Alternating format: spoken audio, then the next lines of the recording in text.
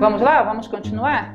Então, gente, o questionário nefasto, esse que vocês receberam, não pensem que eu estou escrevendo isso aí com alguma arrogância de ter superado essas coisas. Nenhum de nós superou. Mas é importante que a gente perceba que elas existem e que são egoísmo. E além do mais, eu sei, hoje quando eu estava fazendo esse questionário, eu pensava, se eles estivessem do meu lado, saberiam me sugerir mais umas 30 situações. Porque a partir do momento que você pega mais ou menos o jeitão da coisa, você percebe assemelhados. E pode perceber quão fundo e quão presente está o elemento do egoísmo na nossa maneira de interagir com a vida.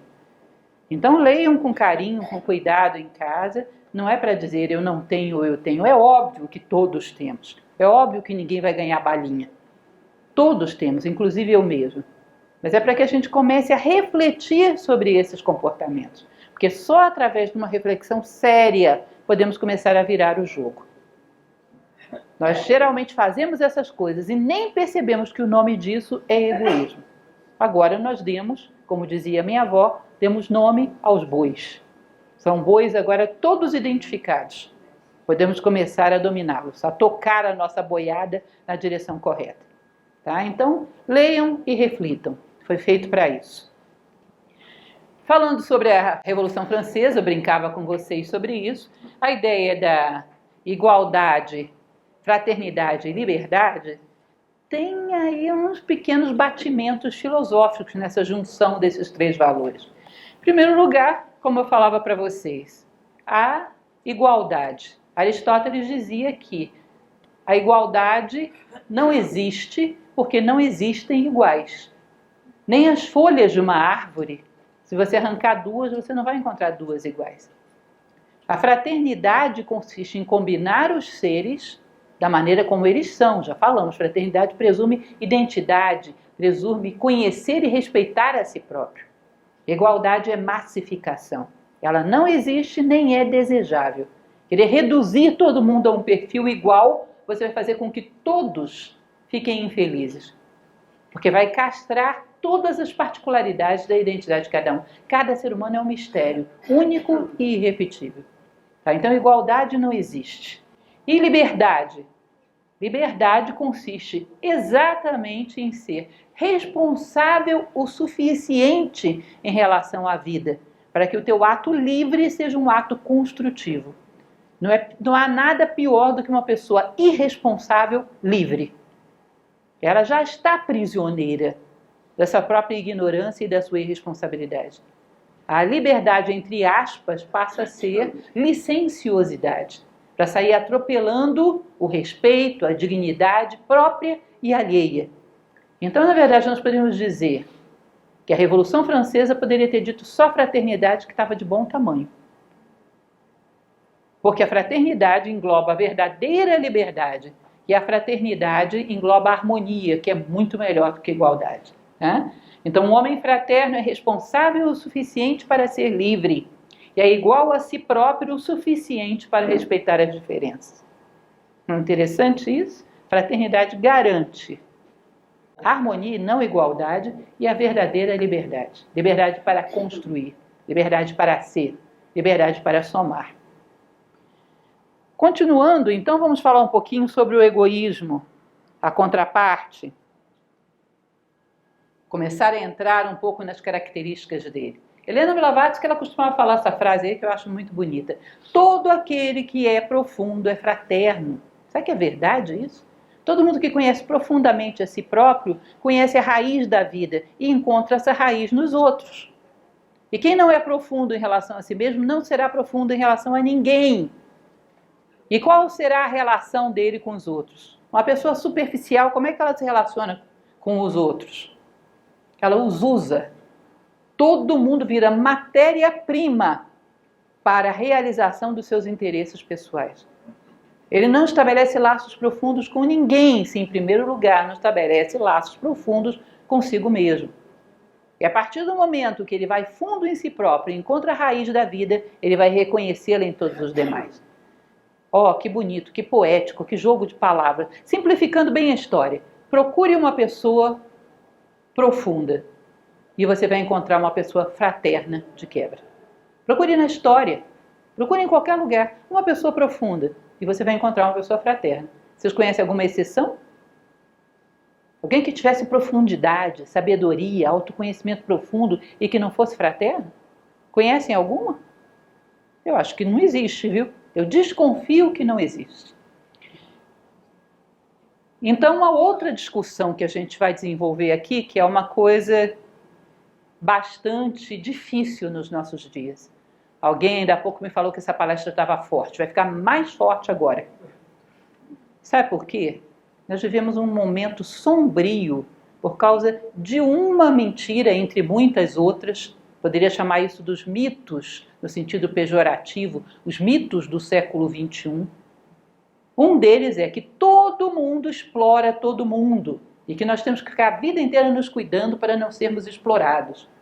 Governantes exploram governados, maridos exploram esposas, religiões exploram seus adeptos, patrões exploram seus funcionários, sogras exploram os maridos, diabos exploram seres humanos inocentes. Ou seja, todo mundo está sendo explorado por todo mundo ao longo da história, toda relação é de exploração e é da exploração que vem as diferenças entre os homens. Vocês não percebem isso como o discurso oficial da nossa cultura atual? É o discurso oficial. É um dos discursos que mais induz ao egoísmo. Você está o tempo todo se protegendo para não ser explorado. O tempo todo se isolando, porque alguém está querendo te usar. A premissa disso é: você é superficial e está querendo usar todo mundo e julga os demais pelo que vê de si próprio. Vocês vão ver as bases da sociologia, da filosofia, das concepções culturais do nosso século XXI, todas elas estão fundamentadas nessa história. Uma enorme teoria de conspiração, onde todo mundo está querendo explorar todo mundo, e por isso somos diferentes. Vamos apagar essa premissa e tentar reconstruir a nossa visão de mundo? Apaga completamente. Só tem uma coisa que nos explora, que é o egoísmo. Nosso e dos outros. E se eu reforço meu egoísmo, eu não tenho por que deduzir que o do outro vai ser mais fraco. Uma coisa nos explora, nos isola, nos massacra: o egoísmo.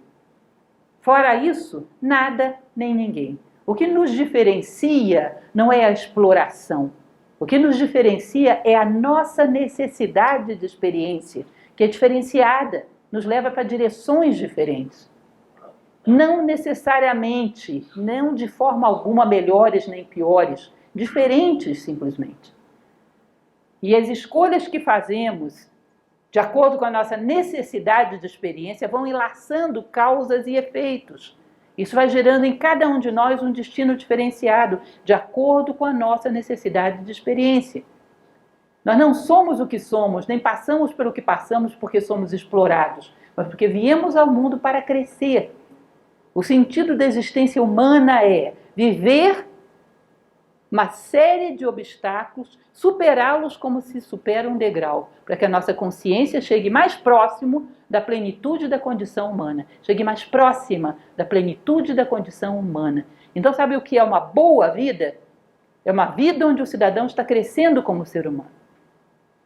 Se ele desempenha essa vida sendo rico ou sendo pobre, sendo branco ou sendo negro, sendo esposa ou sendo marido, ou sendo sogra, que é um papel meio desprivilegiado, né, na nossa concepção atual, sendo lá o que for, em qualquer papel social, se ele está crescendo, ele é uma pessoa privilegiada. Os ricos, se não querem crescer, ficam congelados pelas facilidades que a riqueza oferece e ficam medíocres. Os pobres, se não querem crescer, ficam paralisados pelo sentimento de injustiça e vitimização e não crescem. Tanto riqueza quanto pobreza são péssimas quando você não cresce através delas. E podem ser boas se através delas você cresce. Ou seja, quem está bem no mundo é quem está vencendo o egoísmo e se tornando mais humano. Não quem tem ou quem não tem dinheiro, quem está na posição A ou B, quem é marido ou quem é esposa, quem está aqui ou ali. Quem está bem no mundo é quem está crescendo. Aquele que supera e usa todas as adversidades como uma forma de crescimento. E a felicidade humana, a humana, de verdade, reside na plenitude de sentirmos que somos mais humanos hoje do que éramos ontem, e anteontem, e semana passada. Isso é felicidade humana. Qualquer experiência pode ser simultaneamente fator de felicidade e fator de infelicidade. E se existe alguma coisa que está nos explorando, é o egoísmo, nosso e dos demais. Porque os egoísmos são todos cúmplices entre eles. Não pensem que uma pessoa é mais ou menos explorada porque está numa posição social. Se essa pessoa, digamos, é um pobre, está numa posição social de pobreza, se sente explorada, será que essa pessoa, se fosse colocada numa situação de riqueza, não exploraria? Então ela não venceu a exploração, que é um sintoma do egoísmo. A exploração não é um problema da posição que ela desempenha dentro da sociedade. E às vezes ela não discorda da exploração, mas da posição que ela está em relação a o exercício dessa possibilidade. Algum de vocês leu Machado de Assis, Memórias Póstumas de Brás Cubas? Gente, filosofia pura aquilo, pura. Vocês lembram que havia um menino que tinha sido escravo do Brás Cubas e que ele tinha judiado dele quando era pequeno?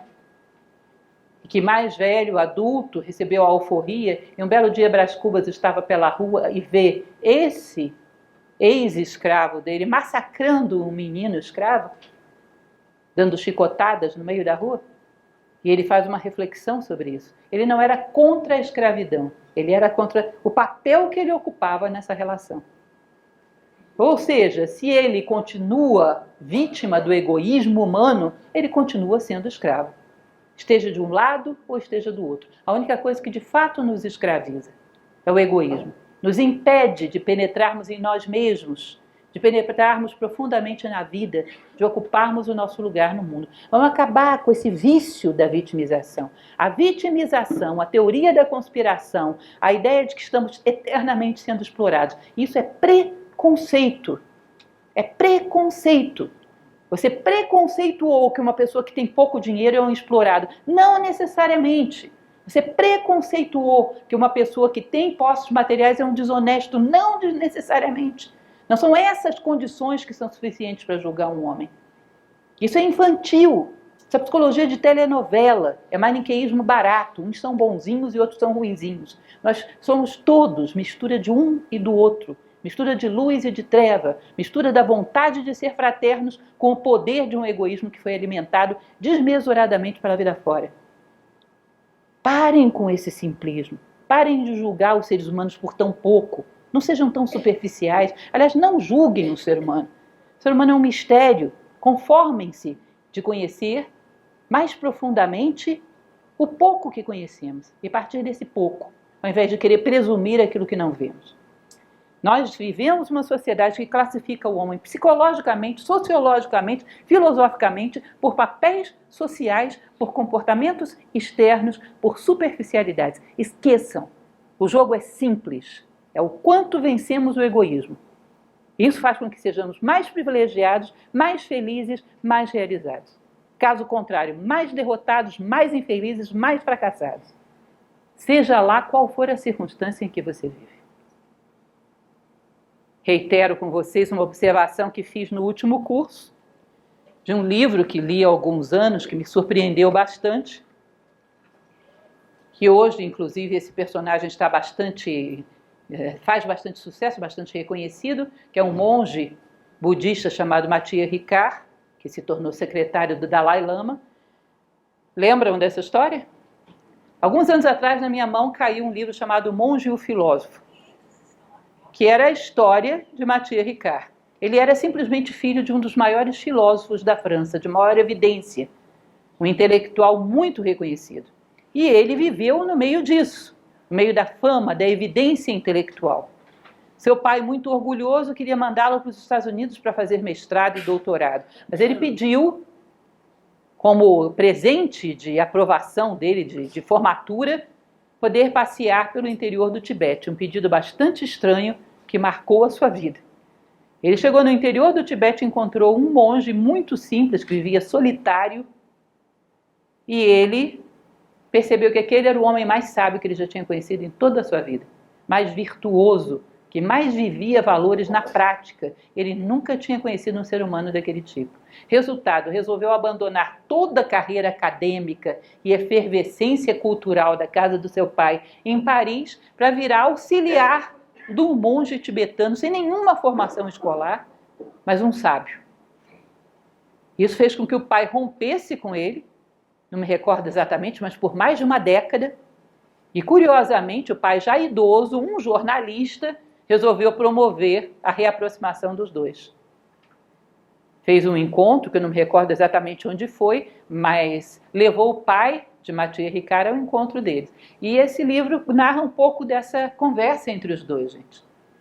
Onde esse monge, Mathieu Ricard, virava para o pai e dizia: olha, as pessoas que eu via dentro da sua casa, que eram os filósofos mais eminentes da França, eram homens comuns, incapazes de uma resposta humana às circunstâncias da vida. Nada parecidos com um Sócrates, com um Platão, com aqueles que deram nascimento à filosofia. Não eram seres humanos de fato melhores. Seres humanos de fato mais próximos do ideal humano, com respostas mais nobres à vida. Eram seres humanos comuns, meramente dotados de mais informações. Aquilo não me impressionava, aquilo não me tocava. Esse homem com o qual eu vivo é um homem que vive inteiramente todas as ideias que ele considera como justas, nobres e boas. É um homem bom. Eu não conheci isso no ninho da intelectualidade que era a sua casa em Paris. Eu quero viver com um homem bom e não com um homem banal, intelectualizado. E esse encontro dos dois foi uma coisa muito interessante, registrada nesse livro. E o que mais me marcou é porque eu percebia que esse filósofo, que não me recordo agora o nome, que era pai dele, que era considerado um intelectual de ponta, não conseguia entender as ideias que ele estava falando. Ou seja, a diferença entre intelectualismo e verdadeira inteligência, compreensão profunda, vertical e não meramente quantitativa, não meramente acumulativa. Então, o que esse monge percebeu é que valores constroem um verdadeiro ser humano. O conhecimento tem como objetivo despertar o homem para valores e não meramente sedimentar a vaidade e o egoísmo do homem, que pode acontecer como efeito colateral se não houver uma condução adequada, um saber lidar adequadamente com o conhecimento. Então percebam, todo aquele que é profundo naturalmente é fraterno. E nós vivemos o drama da vitimização, da teoria da conspiração, da superficialidade. E como é um homem superficial? Já falei sobre isso, né? Passando para a nossa nova tela. Vocês entenderam por que todo tipo de vitimização é preconceituosa? Conceitua as pessoas por lugares físicos onde elas estão, e não lugares metafísicos onde elas se situam, se identificam. Não as definem por essências, mas pelo endereço da casca, e não pela natureza do conteúdo. Ou seja, toda definição superficial é preconceituosa, toda vitimização é preconceituosa. Então eu trouxe para vocês essas duas outras frases. Já já vamos falar um pouquinho mais sobre essa questão do egoísmo. Uma de um pensador que eu particularmente admiro muito e cada vez mais me convenço de que era um filósofo mesmo. Não sei o quanto ele estava consciente disso, mas eu estou plenamente convencida, apesar de ser um psicólogo, o que ele faz é filosófico demais. Jung costumava dizer, de uma maneira ou de outra, somos partes de uma só mente que abarca todos, um único grande homem. E se sofremos é porque a nossa mão começou a ferir o nosso pé, considerando que a mão é uma coisa e o pé é outra. E ela não percebe que quando ela machuca o pé, ela sofre junto, que ela é parte de um único organismo. Nós sofremos de uma espécie de esquizofrenia humanitária. Pensamos que somos muitos, quando na verdade somos um. E isso lembra muito a tradição egípcia do Kybalion, que é a ideia do princípio do mentalismo, o universo é mental. E nós somos uma única mente e um único coração. Lembra muito o que Helena Blavatsky falava lá atrás. Eu mostrei para vocês, não sei se vocês repararam. Vocês devem achar, ela é meio doida. Por que ela colocou essa imagem? O que tem a ver essa imagem? Essa imagem são contas de um colar, que é a velha história que sempre conto, do Sutratma. Quando o homem se aprofunda em si mesmo, ele percebe a corrente de prata que passa dentro dele. E ao olhar para os outros, percebe que é a mesma corrente de prata. Ele percebe que a sua essência e a essência do universo não são várias, é uma só. Uma corrente que passa por dentro de todas as contas de colar do universo. Essa doutrina indiana do Sutratma. A nossa essência é um episódio, um pedacinho de uma corrente que continua e passa por dentro de tudo. Ou seja, em essência somos um. Como é que uma pessoa vai ver a sua essência e não vai ser fraterno? Conhecer a sua essência é conhecer a evidência da unidade. E, portanto, não tem como não ser fraterno. É uma constatação, como eu falei, inevitável. Se eu sou profundo, eu vejo a unidade, manifesto isso de forma fraterna. Se não sou, é porque não vi. E não há como pular etapas. Há que ver, há que aprofundar-se em si próprio. E ali você vai encontrar a fonte da fraternidade. Ali você vai realmente encontrar o nosso pai e mãe em comum. A fonte de onde todos nós viemos ao mundo. Então, voltando ao nosso amigo Jung e também a Saramago. Esse é um trecho do Ensaio sobre a Cegueira, obra de Saramago que virou filme, eu acho que vocês devem ter conhecido. Ele diz o seguinte: o egoísmo pessoal, o comodismo, a falta de generosidade, as pequenas covardias do cotidiano, tudo isso contribui para essa perniciosa forma de cegueira mental, que consiste em estar no mundo e não ver o mundo, ou só ver dele o que em cada momento for suscetível de servir aos nossos interesses. Desculpem, foi copiado meio ao pé da letra do português de Portugal e tem umas diferençazinhas. Só vemos aquilo que é suscetível de atender aos nossos interesses. Como diria Tolstói, há quem passe por uma floresta e só veja lenha para a sua fogueira. Kant costumava dizer que não existe nada mais imoral do que tomar o ser humano como meio e não como fim em si mesmo.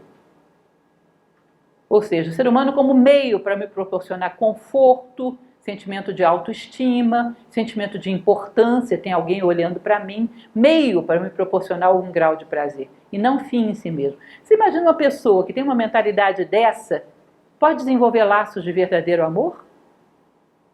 Pode desenvolver laços de verdadeira amizade? Não tem nada. Simplesmente o egoísta, doentio, está sozinho, está isolado. Não tem nada, nada o liga profundamente ao outro. Porque o outro não tem o mesmo status de existência que ele. O outro é só fornecedor de matéria-prima para a sua satisfação pessoal. Nada mais. Não tem o mesmo status de ser humano. Não existe outro ser humano, existe ele. Continuando. Agora sim, falando sobre o egoísmo. Falava para vocês sobre um livro que foi, na verdade, transcrito por Helena Blavatsky, que é A Voz do Silêncio, um lindo livro, gente. Muito lindo. Que é uma transcrição dela do livro dos Preceitos de Ouro tibetano. E esse livro enuncia de maneira muito clara: o maior mal do mundo é a heresia da separatividade. É achar que você é uma pessoa, eu sou outra, e entre nós existe um vazio. Portanto, o teu mal pode ser bom para mim. A tua perda pode ser lucrativa para mim. O teu sofrimento pode ser alegria para mim. Daí nasce a violência, daí nasce a guerra, daí nasce todo tipo de estupidez e bestialidade humana. Dessa percepção falsa de que entre o eu e o eu existe um não eu. Não existe não eu. Nós somos um contínuo onde ser toca ser. Isso era Parmênides, né, um filósofo pré-socrático. Nós somos um contínuo, não existem vazios. Um contínuo onde ser toca ser. Portanto, é impossível que a dor de uma parte não provoque sofrimento no todo, e vice-versa. Algumas das perguntazinhas que eu coloquei nesse esquema para vocês são para que vocês percebam essa heresia da separatividade. De acharmos que o prejuízo do outro, de alguma maneira, pode nos trazer alegria. A derrota do outro pode ser sucesso para nós. E nós pensamos dessa forma. Temos esse tipo de venda nos olhos, esse tipo de ilusão. Visão periférica é uma coisa que, não sei se vocês conheceram, lá pela década de 70 e 80, andou muito na moda a obra de um cidadão chamado Carlos Castaneda. Não vou aqui entrar em discussões, tem coisas que eu gosto, tem coisas que eu não gosto, mas tinha uma coisa muito interessante na história desse Carlos Castaneda. Resumindo muito, ele era um antropólogo que foi ao México para fazer um estudo de indígenas de procedência olmeca, tolteca, que ainda conservavam essas culturas. Foi como antropólogo norte-americano, vaidoso, e lá ele encontra um índio, que é Dom Juan, que era uma espécie de um xamã. Olha para ele e vê, é um ignorante, coitado, não sabe coisíssima nenhuma, mas como ele é bonzinho e ainda é muito jovem, vou ver se ele aceita eu ensinar alguma coisa para ele. E propõe que ele fique ali vivendo com ele como um discípulo para aprender o beabá do conhecimento humano. E ele, com um ato de humildade, ainda bem para ele que ele tinha um pouco de humildade, aceitou. E viveu ali alguns anos com Dom Juan. Ele disse, ali eu comecei a me alfabetizar. Até ali eu não sabia coisíssima nenhuma.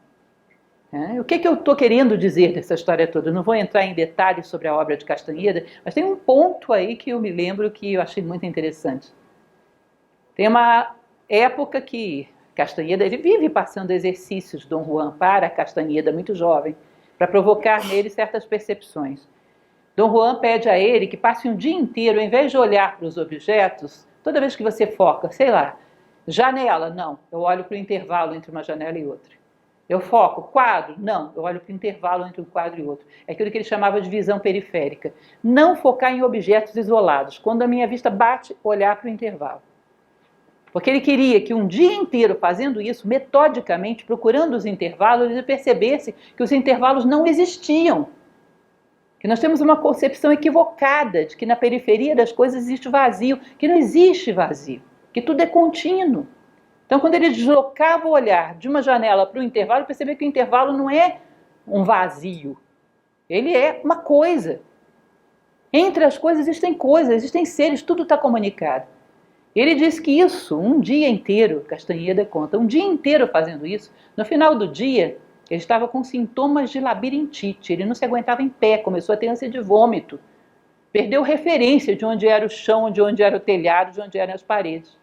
Ele percebeu, a minha psique está toda estruturada em cima da ideia de que existem coisas vazias, coisas vazias, coisas vazias. Eu fui olhar e vi que o vazio não existia. Isso me deu uma desorientação, porque eu estava todo direcionado para pensar dessa forma. Esse exercício que ainda hoje se faz em algumas artes marciais, visão periférica, procurar perceber que o intervalo não é intervalo, é um ser. O universo é pleno, não existem vazios. Tudo está interligado, é um único ser. São braços, pernas, olhos, células de um único ser, vivendo a sua grandiosa experiência, sem muita consciência de si próprio. Outra coisa que eu acho interessante, já falei para vocês, essa ideia da visão sistêmica que a biomimética traz, aprender dos sistemas que funcionam bem, integrando várias diferenças. Qualquer sistema que funciona bem integrando diferenças pode te ensinar um monte de coisa. Já falamos lá para trás, né? O Esfumato de Leonardo da Vinci, cuja obra-prima é essa Gioconda. Um dos elementos, porque vocês sabem que também, eu não estou querendo dizer que todo mundo é filósofo não, gente, mas muita gente boa, que a gente não chama de filósofo, era. E o oposto também é verdadeiro. Muita gente boa que a gente chama de filósofo não era. O universo é dual, vou fazer o quê? E Leonardo da Vinci era muito filósofo. Ele queria mais descobrir o mistério das coisas do que propriamente gerar um fruto material. Tanto que vários dos seus quadros, quando ele chegava à descoberta, ao mistério, ele largava pelo meio e ia embora. Vocês sabem que quadros mesmo concluídos ele teve pouco, não me recordo agora, uns 15, 16, sei lá, o resto ele largou pela metade. Ele descobria o mistério, a investigação que ele queria fazer ali, descobria, ele desinteressava e ia embora fazer outra coisa. Ele estava, nas suas pinturas, ele estava fazendo uma pesquisa, uma investigação sobre a forma como o universo funcionava. E a Gioconda foi uma dessas coisas, a experiência do esfumato. Ele olhava para os pintores da época, sobretudo no ateliê de Verrocchio, onde ele foi formado, ele percebia que todas as pinturas maravilhosas, mas todas tinham linhas separando as coisas. Aí ele mesmo conta isso num desses Códex Atlântico, e ele olhava para os quadros, lindos de morrer, mas tudo tinha linha. Aí ele olhava para as pessoas, para as coisas, ué, cadê essas linhas? As coisas não têm linhas. Aí eu olhava para os quadros, estava linha para todo canto, eu olhava, cadê a linha? Quem foi que inventou essa linha? Aí ele resolveu desinventar a linha. Ou seja, a Mona Lisa foi uma pintura toda feita com a ideia de que as coisas se diferenciam se esfumando num degradê. Ou seja, tem parede, a partir daqui a parede dissolveu e começou a Mona Lisa. As coisas surgem, mas elas estão interligadas, uma coisa vai se dissolvendo, vai aparecendo a outra. Não existe, eu não estou vendo linha separando você da blusa dela que está atrás, não tem linha nenhuma. As coisas são um contínuo. Elas vão se esfumando, vão se misturando, condensam outra coisa, esfuma, surge outra. Nada é separado por linhas. E uma percepção que ele tinha é que essas linhas que a gente expressa refletem a maneira como a gente vê o mundo e não a maneira como o mundo é. O mundo não tem linhas, nada está isolado. O mundo não tem fronteiras, nada está isolado. Então você percebe a Mona Lisa, aqui a gente está com um trecho dela, o intuito não é fazer apreciação artística, mas ela surge. Ela não é uma coisa que esteja isolada, uma figura separada. Ela surge do fundo. Ela não tem nenhum tipo de isolamento. Por isso ela é tão verdadeira. Ela obedece às leis da vida, onde as coisas vão se misturando. Tem uma zona de umbral, onde elas se diferenciam aqui. Tem uma zona de umbral, mas que não é vazia.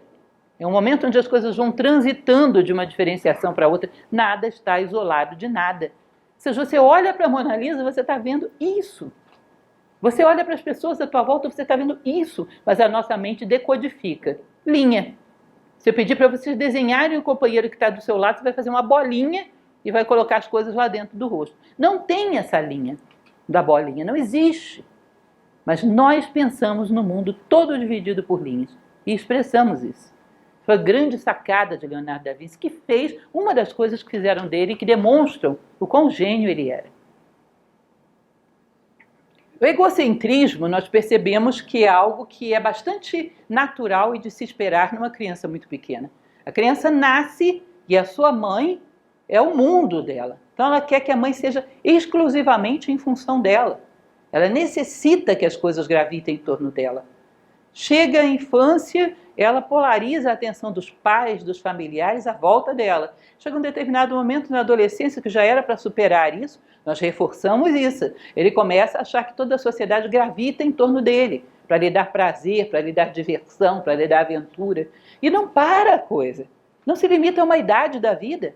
Ele chega na idade adulta, acha que as pessoas têm que amá-lo, tem que ser uma testemunha da sua vida pessoal, tem que dar a ele o salário que ele acha que merece, o reconhecimento que ele acha que merece, sem se interessar o que é realmente mérito, o que ele tem de verdadeiro mérito. Ele continua querendo que o mundo gravite à sua volta. Ou seja, o egocentrismo é a máscara externa do egoísmo, perdoável até uma certa idade, doentio a partir de uma outra. O mundo continua sendo um grande self-service de opções para atender o menino caprichoso. Girando, ele vai pegando, não interessa a que custo, não interessa a que preço, não interessa por quê, mas o mundo tem que girar à sua volta oferecendo coisas, porque nisso consiste a vida de um egocêntrico. Um egoísta que adquiriu um hábito de considerar que ele é a única coisa válida do universo. E que todo o resto, só existem duas coisas no universo. Aquele que usufrui e os fornecedores. Ele usufrui, o resto de tudo é fornecedor. Bom, se vocês considerarem então aquilo que falávamos ainda há pouco, o amor é entrega. O amor exige uma compreensão profunda de si próprio, para que haja uma ligação de essência para essência. Um egoísta não entrega absolutamente nada. Portanto, ele é incapaz de verdadeiro amor. Sabedoria. O que é a sabedoria? Expansão de consciência. O egoísta não quer ver nada que esteja para lá da sua própria pele. Não existe e não tem interesse. Portanto, ele é um inepto para a sabedoria. Não ver porque não quer, não lhe interessa. Nada que não seja prazeroso e interessante para ele vale 1 minuto do seu precioso tempo. Ah, mas que cidadão aberrante. Se eu disser para vocês que nós fazemos isso toda hora. Uma catástrofe do outro lado do mundo, que tem a ver comigo isso? Está longe, não me interessa. Eu vou selecionando as coisas às quais eu dou a minha preciosa atenção. Aquelas que podem me trazer algum prazer ou aquelas que podem me oferecer alguma ameaça. O resto tudo é inexistente. Some nos bastidores da vida. amor, sabedoria, convivência, conhecimento, nada disso é acessível a um egoísta doentio, um egoísta experimentado, viciado no egoísmo profundo. Conhecer é saber avaliar o valor das coisas, não é isso? O que é conhecer? Conhecer é avaliar, ou seja, saber, perceber o valor que cada coisa tem. Para o egoísta, as coisas não têm valor, elas têm utilidade. Nada tem valor em si, nada vale por si, vale pela utilidade que podem ter para ele. E se não lhe servem para nada, não valem nada. Entendem isso? Uma coisa que para ele não oferece nenhuma utilidade é destituída de qualquer valor, porque as coisas não valem em si. Nós somos o mundo que substituiu o valor pela utilidade. O mundo do mínimo esforço, o mundo do minimalismo. As coisas não têm valor pelo que elas são, mas pelo que elas são úteis para nós. Já contei muito para vocês em várias palestras aquela história da campanha da economia da água. Sabendo usar, não vai faltar. Ou seja, eu só me preocupo com a água porque ela pode faltar. Se eu soubesse que ela não vai faltar, eu não estaria nem aí para ela. Porque ela não tem valor em si. Ela tem valor porque ela serve para eu me banhar, para eu beber, para eu me embelezar. Em si, ela não vale nada. As coisas têm utilidade e não valor. Utilidade para mim. Um mundo como esse comove muito pouco quando um museu pega fogo. Para que me serve esse museu? Comove muito pouco quando um templo pega fogo. Para que me serve esse templo? E quando você vai a uma rede social e diz, eu estou sentido porque queimou um museu, eu estou sentido porque queimou um templo, vêm os egoístas e dizem, você não está sentido porque as pessoas do mundo passam fome. Estou também. Uma coisa não descaracteriza a outra. As coisas todas são dotadas de valor. E qualquer coisa no mundo que sofra, eu ficarei sentido. Eu não economizo os sentimentos. Combater qualquer pessoa que expresse lástima por algo que para ele não é dotado de valor é objeto de crítica. Ele também não está preocupado com as pessoas que passam fome no mundo, nem com o museu, nem com o templo. Não está preocupado com nada. Mas a manifestação de um sentimento por parte de alguém, para ele é agressivo. Um templo no qual eu não entro não vale nada. Um museu que eu não frequento não vale nada. Não é útil para mim, não existe. E me irrita que exista para alguém. Parece gênero. Para que isso te serve? Para que serve a beleza? Para que serve o sagrado? Para que serve a história? Não é útil para mim, não me interessa. E me ofende que seja útil para alguém. Eu recebi várias ofensas por falar que eu tinha sentido muito a queima de Notre Dame. Que eu tinha sentido muito a queima do Museu Nacional. Não foram poucas críticas em redes sociais por dizer isso. Eu não fiquei ofendida, eu fiquei olhando, isso é sintomático. Sintomático de quê? Deixa eu entender um pouco mais a humanidade a partir disso. Não foram poucas, foram muitas ofensas, por ter ousado dizer que eu sentia. Parece hipocrisia, parece gênero, parece que eu estou querendo me exibir e humilhar os demais. Ter sentimentos. Curioso, né?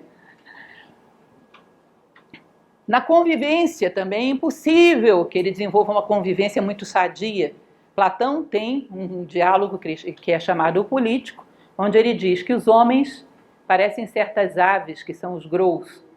Os grous, para eles a humanidade é dividida entre grous e não grous. Ou seja, ou você está comigo ou está contra mim. Ou você está nessa rodinha de pessoas que estão à minha volta e me são úteis, ou você não está e eu não me interesso por você em absoluto. Você não existe para mim, a menos que você tenha alguma coisa para me dar, ou me ameace tirar alguma coisa. Caso contrário, você é não grow, você não existe no meu mundo. Ou seja, o egoísta não tem convivência, ele manipula, ele não convive. Ele usa, ele não interage, ele não cria laços, ele explora. Mais uma vez, não estou criando carrascos na sociedade. O egoísta, em grande dose, está dentro de cada um de nós. João e o Pé de Feijão é uma história que eu gosto muito. Gosto de contos de fada, acho que vocês já perceberam isso. João e o Pé de Feijão é aquele que vai lá sobe naquele pé de feijão e encontra os ovos de ouro, traz para o mundo. Ou seja, a riqueza do plano espiritual ele traz para o mundo. Depois traz a galinha, ou seja, as virtudes que provocam riquezas, como organização, como competência. Só que ele não consegue harmonizar o mundo material e o espiritual. Um dia ele sobe lá e ele encontra uma harpa, que é o símbolo da harmonia, e resolve trazer para o mundo. Só que quando ele desce com a harpa, o gigante desperta. Porque o gigante podia suportar tudo, menos que você harmonizasse os dois mundos. É o gigante do egoísmo. Se você harmoniza os dois mundos dentro de você, só você harmoniza todos os mundos dentro de você, se você derruba o gigante do egoísmo. Aí ele corta o pé de feijão e espírito e matéria se harmonizam. Porque o gigante já é morto. Espírito e matéria se harmonizam. E todos os filhos da terra se harmonizarão quando o gigante estiver tombado e morto. Por enquanto, vamos caminhando. Vamos arrancando alguns fios de cabelo, como dizia Michel Chenique. Eu não vou ganhar ainda, mas eu vou arrancar um fio do bigode desse gigante hoje. Ele vai dormir com menos um fio do bigode e por isso meu dia vai ser válido. O professor Jorge Ângelo Livraga, fundador de Nova Acrópole, ele costumava dizer isso. O egoísmo é a forma de dragão no homem. Ou seja, não é só o João, não é só o gigante do João e o pé de feijão. Os dragões de todos os contos, que querem devorar o homem, o príncipe que quer libertar a princesa, quer libertar a sua própria alma e entrar em harmonia com ela, que é o casamento. Essa conjugação entre o homem e a sua alma passa por derrotar o dragão. O dragão, nos contos, também é o egoísmo. Ou seja, se queremos vencer o egoísmo, precisamos ser um pouco o quê? São Jorge, matadores de dragões. Vestido de atenção, de humildade, de vontade de ver e de transmutar, de perseverança e de constância, todos os dias. Um bigode do dragão. Aqueles que gostam já devem ter visto por aí que o pessoal que gosta de São Jorge usa normalmente uma frase: eu estou vestido com as armas de Jorge. Uma das armas mais poderosas de Jorge é a fraternidade. Só essa permite combater de fato o dragão. O resto é fantasia. Faz de conta que briga e à noite dormem juntos. Então, vestido com as armas de Jorge, que é a principal delas, a fraternidade. Percebam, eu andei pesquisando para não dizer que eu estava fazendo algum tipo de proselitismo com vocês, para ver quais eram as pinturas mais famosas do mundo. Essa aí é considerada a pintura mais famosa do mundo, que é a Criação de Adão, de Michelangelo. É um exemplo de harmonia. Um grande artista logrou harmonia nas suas obras. O Requiem de Mozart é a harmonia pura. A criação de Adão é a harmonia pura. Se a harmonia foi possível em algum campo, ela pode ser transplantada para o outro. A harmonia já se manifestou aqui, ainda que entre cores, entre sons, entre atos. Houve homens heróicos que deixaram uma vida muito harmoniosa. A harmonia já andou por aqui. Ela não é uma utopia. Se ela já manifestou, pode voltar a manifestar. Se ela já existiu num único homem, ela pode existir na nossa vida. Nós estamos diante de um exemplo de que a harmonia é possível. Está aqui, olha aqui a harmonia. Muito prazer, isso é harmonia. Está no mundo concreto, portanto também pode estar na sua vida.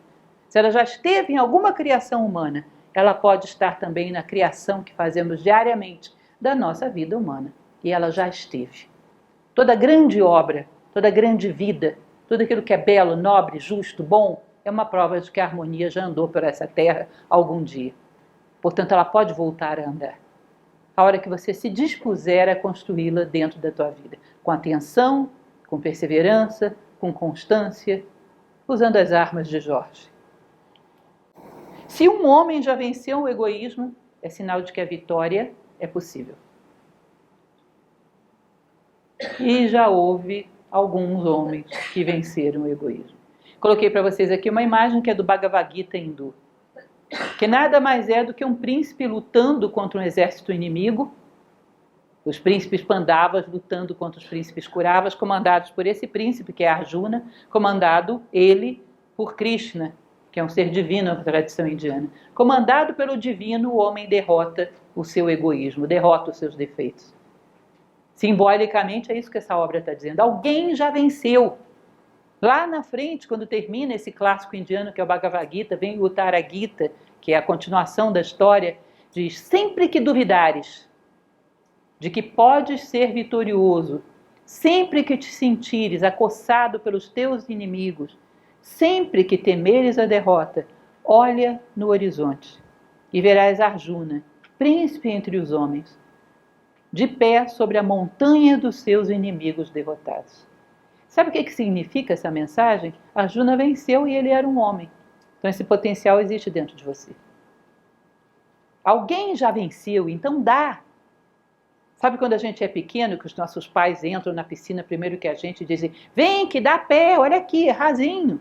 Alguém foi e está dizendo: vem, dá. Ou seja, temos referenciais, temos as armas, temos que nos dispor e aprender a usá-las.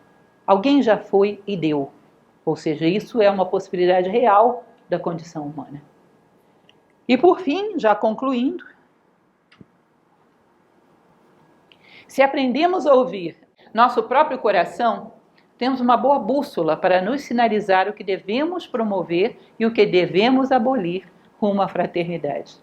Gente, eu tenho uma teoria minha, que eu compartilho com vocês. Se vocês acharem que não presta para nada, eu compreendo, mas para mim é uma realidade, testada por muita experiência. Tudo aquilo que é verdadeiro possui alguma forma de ser comprovado. As pessoas que às vezes são um pouco céticas, um pouco científicas, dizem: não há como provar o amor através de uma comprovação científica. Comprovação científica talvez não, mas não é só a comprovação científica que existe no universo. Existem outras formas de comprovar as coisas. Existem outras formas de experimentação. Tudo aquilo que algum livro, algum sábio, alguém na história diz é verdadeiro, se você quiser, você tem formas de comprovar. Aí, usar como exemplo para vocês de uma maneira que eu uso isso, eu não sou da área de saúde, não sou médica, mas a medicina chinesa fala que existe uma relação muito grande entre as nossas emoções e o nosso fígado e os nossos verdadeiros sentimentos e o nosso coração. Já ouviram falar disso, né? Tanto que a cólera às vezes é chamada de figadal. O fígado está relacionado com emoções, mas essas emoções mais violentas, mais fortes. Enquanto que os sentimentos verdadeiros, os valores humanos, têm como testemunha o coração. Oh, que coisa mais abstrata, você verificou isso? Verifiquei. Verifiquei, qualquer um de vocês pode verificar. Prova científica, sabe como? De noite, antes de dormir, fecha os olhos e sente como é que está o teu coração. Sente. Hoje existem um monte de teorias que dizem que tem neurônios no coração, que o coração também é sensível. Independente de teorias científicas ou não, o fato é que você sente que o teu coração dói, ou sente que o teu coração tem um estado de paz e de plenitude. E se você procurar saber, você vai ver que ele está relacionado a algum fato do teu dia. Nunca aconteceu com vocês? Comigo já aconteceu mais de uma vez de eu chegar a achar que eu tinha problemas cardíacos, de tanto que o meu coração doía. Aí vai no médico: não tem nada, minha filha. O que é que o meu coração dói? Eu senti que ele dói porque ele está relacionado com algum momento do dia que eu feri os protocolos da vida. Algum momento do dia onde fui ferozmente egoísta, onde a vida se sentiu atacada pela minha ação. Meu coração é como se fosse um testemunha, como se fosse uma bússola. E esse contradizer as leis da vida repercute em dor no teu coração. É como um espinho, pumba, cravado dentro do teu coração. Se você se dispõe a conversar com ele antes de dormir, falando de coração físico mesmo. Você sente que ele dói, ele vibra, ele tem um estado de paz quando você se sente bem, quando você teve um dia digno de um ser humano. Ou seja, ele é de fato um testemunha dos momentos em que trabalhamos para a fraternidade ou para o egoísmo, dos momentos em que trabalhamos para a vida ou para a dissecção da vida, para a morte, para a separatividade. Aí vem um monte de coisas que eu acho bonita, que acho poéticas e para mim tem algum sentido, não sei se vão ter para vocês. Há quem diga, já ouvi uma filósofa dizer uma vez, que o único atributo de Deus que podemos perceber é que ele tem períodos de manifestação e períodos de recolhimento. Ou seja, Deus é como se fosse um grande coração, com sístoles e diástoles. Aí eu dei para imaginar na minha cabeça que se Deus é um grande coração, ele deve ser parente do meu pequeno coração. E de alguma maneira o que o meu pequeno coração sente é uma resposta às expectativas de Deus e às realizações do meu corpo. E essa contradição gera dor, mas gera dor mesmo. De tal maneira que às vezes estamos insônios e não sabemos por quê. Existe um estado de desconforto em nós e nós não localizamos. Nosso coração dói cada vez que é atingido por uma punhalada do egoísmo. Ele te proporciona um estado de paz, um sono dos justos cada vez que você trabalha para a fraternidade. Aprenda a verificar de maneira prática tudo aquilo que você suspeita que seja verdadeiro. O coração do homem é o maior mistério do mundo. Banha teus pensamentos, tuas palavras, tuas ações em águas do coração. Máximas de Ptah-hotep, do Egito. Verifique, encontre formas de verificar tudo aquilo que você suspeita que é verdadeiro. Isso é investigação. E existem comprovações, além das científicas, que dão às coisas para você um caráter de verdade. Tudo que é verdadeiro, se queremos, é de alguma forma verificável. Então, teu coração é um testemunha da tua fraternidade. Teu coração é o núcleo da vida e a fraternidade é uma servidora da vida. E ele sente quando você trabalha para ela e quando atenta contra ela. Quando você tiver um dia, uma noite de plena paz, dormir o sono dos justos, você pode saber que nesse dia você teve uma pequena vitória contra o egoísmo. O teu coração é uma testemunha disso. E ele dorme o sonho dos seres humanos justos. E isso é o que nós podemos chamar de felicidade humana. Bom, basicamente é o que eu queria trazer para vocês hoje. Como eu falei de início, espero que reflitam, porque o que tivemos aqui até agora, avançamos bastante no tempo hoje, né? O que tivemos aqui até agora são ideias. Elas se tornam vida quando você reflete sobre elas. Você não vive daquilo que você come, você vive daquilo que você assimila. Leiam com carinho o esquema que eu passei. Reflitam. E decidam conscientemente lutarem pela vida. Serem fraternos. Isso é uma necessidade de sobrevivência. Quem não luta pela vida não a merece. Decidam-se conscientemente a lutar pela vida, usando a ferramenta de Jorge, a fraternidade. Eu aproveito, fecho, fazendo uma homenagem, nesses 35 anos de Nova Acrópole no Brasil, a um outro Jorge, que foi o professor Jorge Ângelo Braga, que criou Nova Acrópole, e aqueles que trouxeram para o Brasil e que nos permitiram estar aqui hoje fazendo essa reflexão. Agradeço muito a vocês por estarem entendendo essas ideias, valorizando e ajudando a levar adiante. Porque nós também fizemos a mesma coisa. Um dia alguém nos disse, nós entendemos, valorizamos e levamos adiante. E esse ofício, esse movimento é que nós chamamos de Nova Acrópole. Acreditar em valores, entendê-los e levar adiante.